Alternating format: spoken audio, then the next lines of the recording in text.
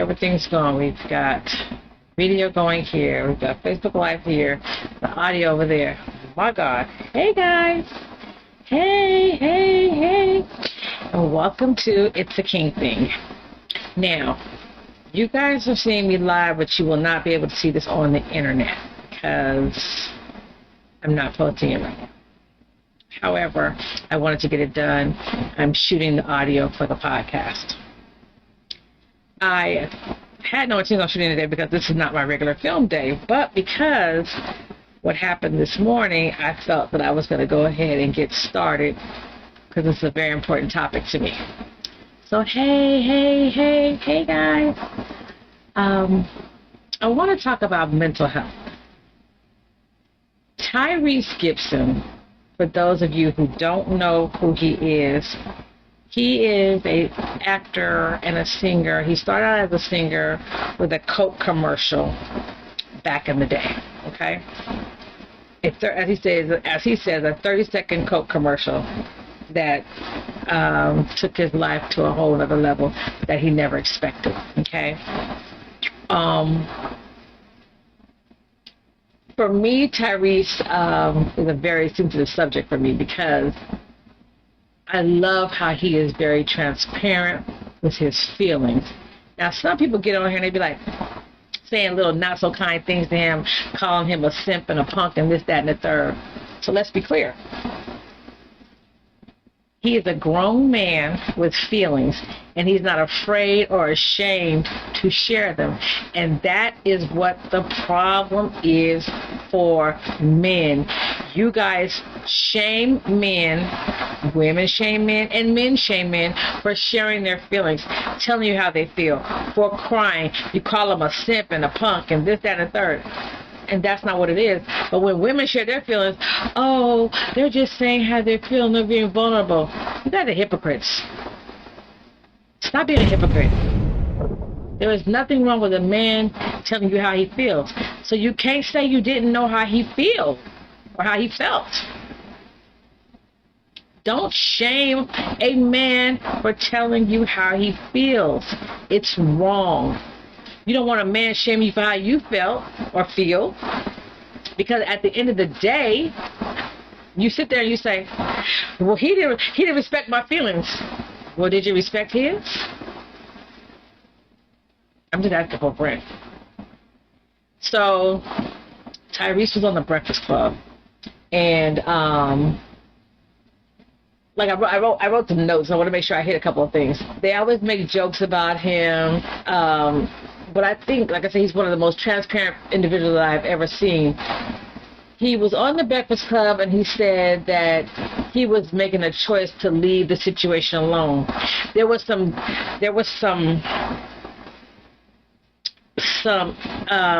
animosity or chaos between him and DJ Envy that, hold on, guys, I'm trying to adjust this camera a little bit.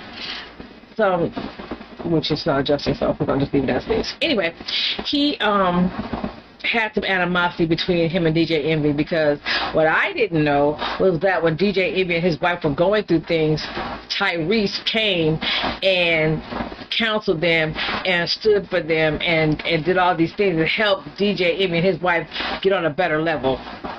But when Tyrese was going through his situation, he didn't get the same grace. So he felt some type of way. And I understand. I understand what it feels like to be there for somebody. Good, bad, or different, through thick and thin. But when you're going through something, you got crickets. Or when you're going through something, they got so much to say. I didn't say stuff when you was going through something, so why was my name in your mouth? Like, keep my name out your mouth. Why would you put my name in your mouth? Keep my name out your mouth. But you guys don't always show the same grace, and that affects a person's mental. It all depends on how they react to what you did or how you treated them when they were going through that storm. People always want a certain empathy or sympathy when they're going through something, but you don't give the same.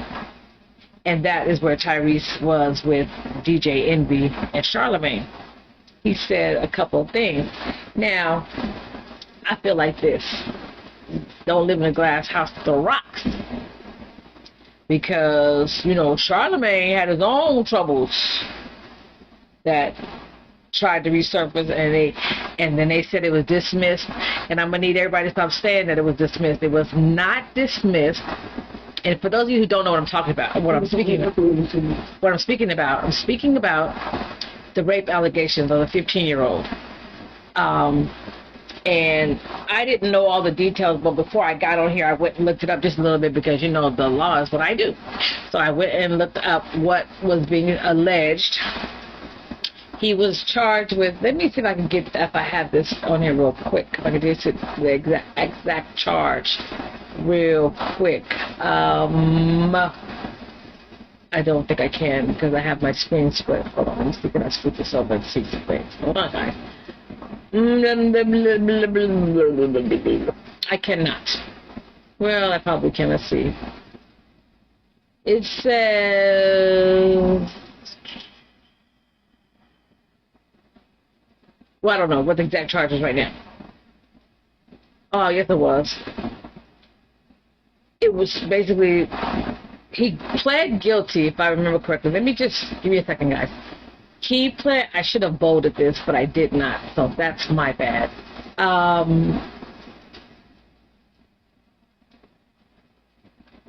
Okay, basically what happened was there was a 15-year-old girl in a hotel room. She said, per what she's saying, I'm not saying what he said, per what she's saying, the victim, she said that Charlemagne the God invited her to a party.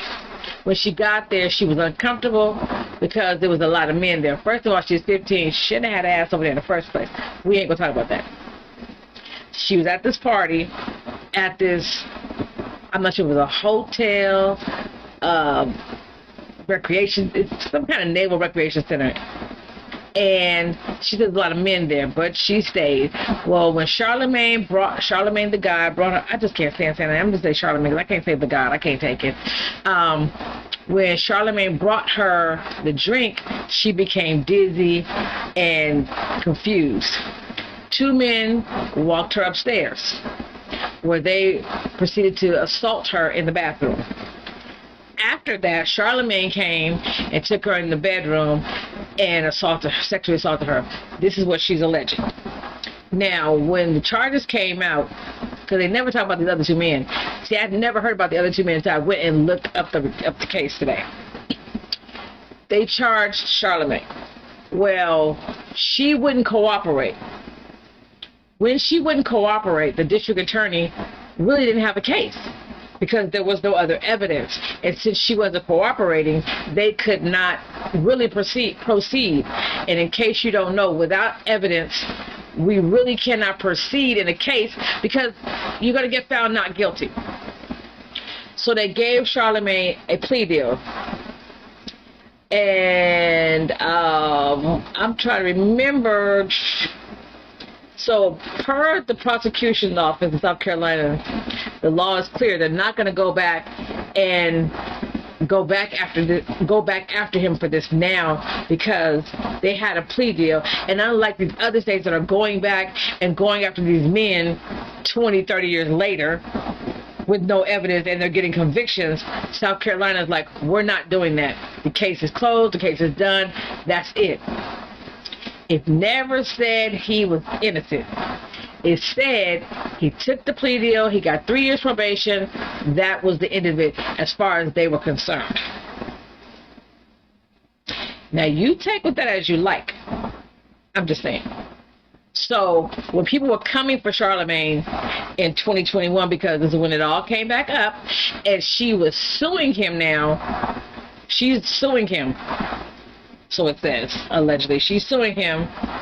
And it turned out, hi, Ansho, good morning. She's suing him. Again, he was never found innocent. He took a plea deal because she wouldn't cooperate. Maybe had she cooperated then, it would be a different story. But since she did not, He took his deal, took his spot on the hand, and kept it pushing. They never told us about those other two men. They did say they found no DNA, but he might have worn a condom. Who knows? I'm just saying. I ain't got no dog in that fight. But allegedly, he did it to her. That's what she said. So, you know, when you throw rocks at other people, when you guys are making fun of people, when you're on the air and you have, you know, things to say about other people's problems, when you have your own, maybe you shouldn't. And I know everybody has a job. Everybody has a job, like Tyrese said. You have a job and you have a podcast. You have to read what comes across your desk. But you can still show some grace with people. And that was Tyrese's whole thing. He's like, where was my grace when my marriage was blowing up? He was like, Envy, when your marriage was blowing up, I didn't talk about it. I didn't go on my platform and say things about your marriage. I did not. Where was my grace when my stuff came across your desk? You were my friend or somebody I knew, somebody I came to and counseled, flew out to and did all these things for. Where was my grace? Where was my empathy from you? Not Charlamagne, because I wasn't there for Charlamagne. I was there for you. Where was my grace? So then Envy kind of clapped back, was like, well, I wasn't speaking to you because you said these things when you were in your psychosis or whatever, when you were on those psych drugs. And I realized I never did really like DJ Envy. And now I really don't like DJ Envy because I don't like how he didn't take accountability for a long time of what Tyrese was saying about the hurt that Envy inflicted on him by not at least trying to be there for him. When you're in a storm and the people that you've been there for are not there for you, it does something to you. And I can see it still hurts Tyrese. If you go back and watch that Breakfast Club interview, he's still hurt. Even though he says he's moving on and he's doing different things, that still hurts him. You can tell by the interview. He even went live this morning, and before I knew it, he was in tears because it's so fresh still. He just did this interview at the Breakfast Club, and he was just like, you know, everybody wants to make fun when you're going through something. He said, but where's my grace? Like, what happens when I'm going through something and nobody, he said, what did he say? He said something. He said, what did Tyrese say? He said, he's good at self-sabotaging. He said that he said at the time I still find myself self-sabotaging. I keep looking out for niggas you should never look out for. When someone shows you that they don't give a fuck about you and you still look at them, you still look out for them. Now, did you hear what he said? He said when you keep looking out for those that don't give two plug nickels about you, but you still look out for them. That is self-sabotaging, and he's right. And he says he's still doing it, and he's trying to control it.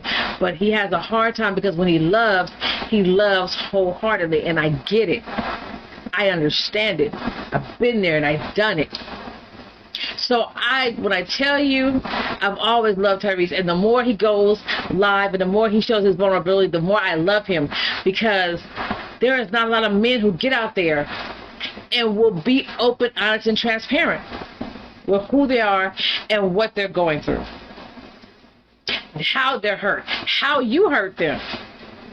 He talked about his wife and how he was on the plane trying to come home and fix his marriage, and when she found out that he was on the plane, she put the COVID mask over the Ring camera and moved all the stuff out the house. Hear what I said to you. He on a plane. She find out you're on a plane on the way home to try to mend your marriage. She takes the COVID mask and covers the Ring cameras so you can't see on the Ring that she's moving stuff out the house. You come home, she and your baby gone, and the stuff gone too. See, those are all the things he couldn't talk about because there was a whole gag order on him. While she was running around doing all these podcasts, there was a whole gag order on him. Couldn't say nothing. Couldn't say anything because it was going to be used against him in a court of law. But she could talk. You see how we women do a man? You see how we women do a man? Hear me. She could talk. She could say all the foul stuff that she wanted to say about him, how he did it wrong, changed the locks on the house, and blah, blah, blah, blah. He couldn't say a word. What she doesn't say on them interviews is that you took all the stuff out the house and the baby was gone by the time he got there. And he hadn't changed the locks for 4 days. Because he had to go back to work where he was filming in Jersey. And yes, Aunt Cheryl, she had emptied the house out, honey, put the mask on the screen so he couldn't see what she was doing on the cameras. And turns out, he had to go back to work. So, of course, he's going to change the locks. He said, because what you wasn't going to do is come back and empty out the rest of that mansion. Because you probably would have. Because you was grimy like that. Like, I don't understand why women think men don't have feelings. They do. Even though some men act like they don't, it's all hype. They do. They are more sensitive to us women. I said what I said. I said what I said. They are more sensitive than us women. And I know because I realized when I left my ex-husband, he still ain't got over it. And that was over 30 years ago. But when you hurt somebody, when you hurt a man, they don't never get over it. That because they don't let women in too easily. And when they let you in and you hurt them, they don't never forget. They don't never get over it. They don't never get over it.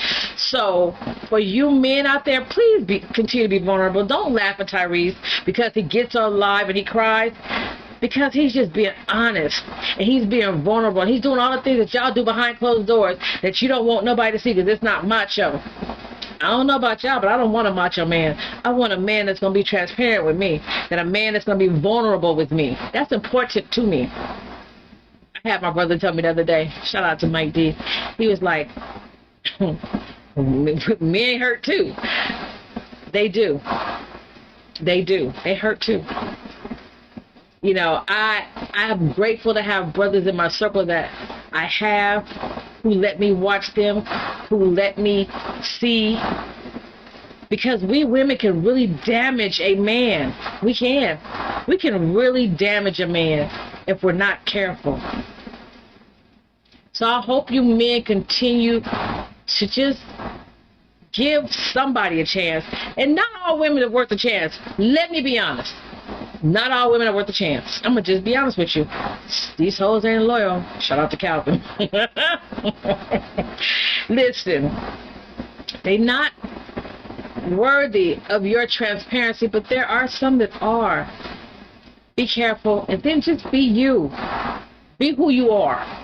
If you want to cry, damn it, cry. You want to yell, damn it, yell. But don't run around acting like you got it all together when you don't. Because then we don't know when to show up for you because we think you got it all together and you falling the hell apart. Yes, Aunt Cheryl, he has a heart. He has a heart. Hey, Shell. Good morning. I want everybody to understand mental health is real. It is real. When you are triggered, when you are not doing good, please don't hold it in. Do not hold it inside. It's not cool. Tyrese gets on live, and I love, love, love, love, love this man because he gets on here and he says what he says how he's feeling. And it's honest, and you can feel it. That new song he has, I Don't Think You Ever Loved Me. I don't know if anybody's ever listened to it. Go get it. It's on all the streaming platforms, baby. If you listen to that song, honey, that song, he laid it on the line then. Do you hear me? He went and laid on the altar when he did that song. He was so open and transparent with how he was feeling in that song. And when he spoke about it on the Breakfast Club, he didn't really get to give you the in-depthness of that song. But he did like kind of touch on it because they was really kind of crack jokes and keep it light or whatever. That song right there, I knew that's how he was feeling. Because if you ever watch his lives, he tells you certain things, and that's how you know that song came from his gut. And when he sings it, it comes from his guts. You can hear it. You can feel it in your spirit. You can feel it in your soul. He is singing that song from his toenails. Do you hear me? He also talked about, he said every day he's trying to be better. He's a work in progress. You know, even like some of your favorite pastors are doing things that they're ashamed of. I mean, ain't that the truth? But you know, we still get them to go to church on Sunday knowing that they doing wrong. At the end of the day, and y'all have heard me say this before, my pastor, whatever he doing between him, his wife, and God, I don't got no dog in that fight. But as long as he hit that pulpit and do his job, ain't got nothing to do with me. Ain't got nothing to do with me. Do you hear me? Nothing at all. I'm not judging him because I don't want him to judge me. I don't throw no rocks and I don't live in no glass house. You know? Good morning, Nana. He said integrity is who you are when nobody is watching. Did you hear what I said? He said integrity is who are you when nobody is watching. Some of y'all ain't too smooth when people ain't watching. But when you get in front of folks, hey, you doing all these things and you all this and all that. And when people not watching, you a low down dirty snake. I said what I said. I said what I said. I said what I said. Do me a favor. If you are struggling, if you need mental health help, if you trying to find my note for mental health, I've saved the number somewhere. What did I do with them, guys? Hold on. Where are they? Where are they? Yeah, there we go. Reach out to the Boris Lawrence Hinton Foundation. You can reach out to LADMH program I Prevail, mental health, and the National Mental Health Crisis. The 24-hour hotline is, the number is 866-903-3787. 866-903-3787. Please don't be in your own head and stay there. It's a dark place. It's not healthy, and it's not good. I don't want you to think you're alone because you're not. There are people here to help you. If you need, reach out. You can inbox me. You can text me, email me, call me. I am here. I will never judge. I am a national crisis intervention debriefer. I don't judge. Again, judge not least ye be judged. I don't throw rocks and live in a gas house. I just want you to be okay. I want you to be okay because I've been in those dark places and nobody came for me. And maybe that's why I love Tyrese the way I do, because I understand what it's like to be in a dark place and nobody come for you. Ain't nobody there but you and God. And maybe that's why I love Tyrese the way that I do, because I understand what he's going through. And don't give up, guys, okay? Like, don't give up. It gets better, I promise you. Like, if I would have given up, or if God, no, because I had gave up. Let me correct myself. I had given up. But God.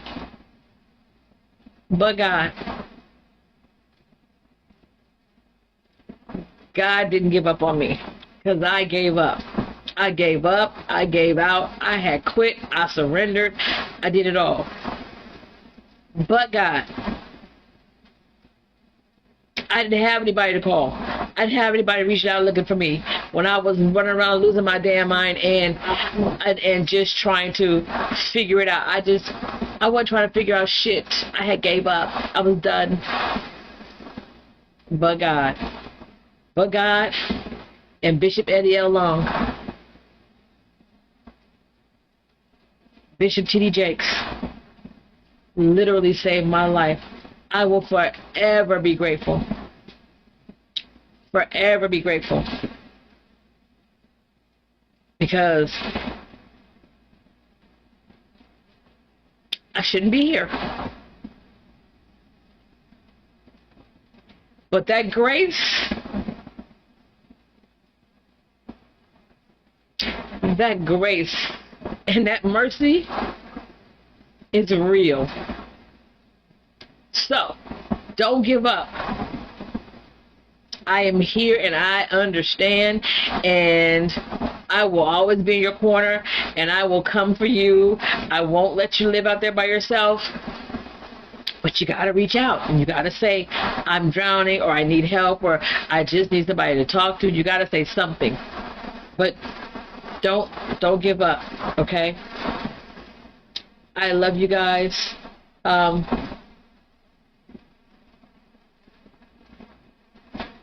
Right, who are you when church is over? My aunt sure asked that question. Who are y'all when church is over? Because some of y'all, pastors and bishops, we going to clutch our pearls. Because I hear the things. We ain't going to go there, though. That's between you, your wife, and God. Because I ain't got a heaven or a hell to put you in. Okay, guys, I'm going to go. Don't give up, okay? I love you. Mwah, mwah, mwah. And here's some rays from Ray. Ooh, ooh. Love you guys. Bye. Mwah. Oh, I always forget this part. Sorry. Make sure when you go on the podcast that you like the podcast and you subscribe. Because Mo Beth's like, you never do that part. So let me do it now. Go on the podcast. It's a King Thing 2021. It's on Amazon and Apple Podcasts. It's on all the platforms. Just, it's a King Thing 2021 will come right up. I love you too, Aunt Cheryl. I love you more than words could ever say. Go and like and subscribe, and excuse me, and follow me as I go through just trying to save a life, living by example and being open and honest, transparent in what I do and how I do it. And I want us all to win. There's enough for everybody. And you know, I love you guys. Okay? So go on IG, it's a King Thing 2021. And I don't know what the TikTok is. I think it's just a King Thing 2021. Don't judge me, y'all. Y'all know I don't work TikTok that well. I'm working on it, though. I'm working on it. And just be good to one another. Yes, the book is still up. It's on Amazon. It's You Never Know How Strong You Are Until God Tests You. And shout out to everybody that's purchased the book. Thank you. I hope that it saves you like it saved me. I just, I need everybody to know that grace and mercy. I am here because of God's grace and His mercy.